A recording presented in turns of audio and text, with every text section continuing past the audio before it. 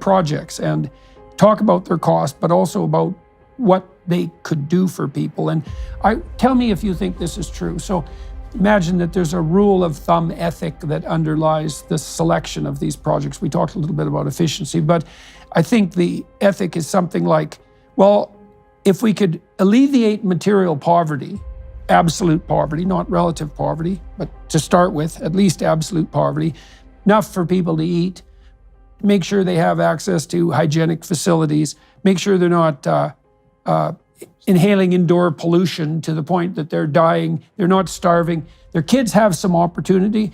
There's some option for them to expand their temporal horizon across decades instead of focusing on the necessity for their next meal, because that makes them impulsive, you might say, with regards to what they're willing to do on the environmental front. And so at minimum, you're trying to raise the standard of living at the very bottom end. Yeah. And you want to do that in a way that allows you to do that multiple ways. And that's kind of the overall ethical schema, I would say. I think it's what comes out of what we try to do. So we're basically saying, look, there's a lot of different things you can do in the world. As we know, there's 169 things, and there's literally thousands of different projects out there. We've tried to look at a lot of them and say, what do we have evidence for, and what are the costs? And so we've tried to estimate, and this is an impossible task. So we reasonably assume that we've covered the whole area of saying, where can you get an enormous amount of good for every dollar or shilling or rupee spent?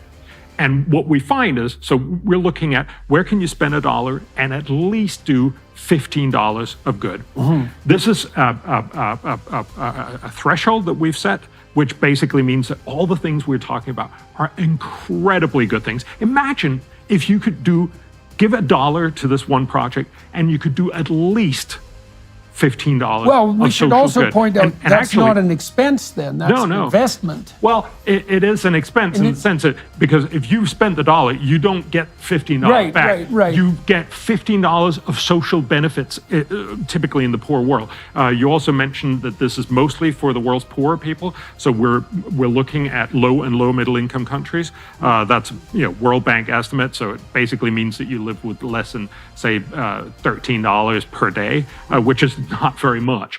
So this is a little more than half the world's population. So 4.1 billion people live in the low and low middle income countries. So that's everywhere from Malawi, a very, very poor country, to India, to Bangladesh. That's actually a fairly rich lower middle income country. Right. So what that tells you is this is where the best investments are, because that's where you can help the most people at very low cost. It'll cost a lot to make most in need. Absolutely, it'll cost a lot to make you a little better off, but it costs actually very, very little to make the world's poorest much better off. Right. And so it also has this moral sense of that is how we should be prioritizing. Yeah. And so well, that's the proper payment for privilege. I would say, is once you have the economic wherewithal to be contemplating projects of the sort that we're describing, you also have the moral requirement to do that in a manner that's intelligent, and also, you might say, that would address the problems of the people in the most want first. Yes. And one of the things that we find doing these projects is that it's amazing, as you also pointed out, that we spend so much time focusing on some of these other things like plastic in the oceans and climate change and many other things. These are all worthy things, mind you, and a lot of people will argue that we should do them because they will help the world's poor. The problem is they'll help them very ineffectively. So for every dollar spent, they will only help them an infinitesimal part. Whereas if we spend that dollar on some of these projects that we're going to be talking about, you can have an enormous impact right here, right now.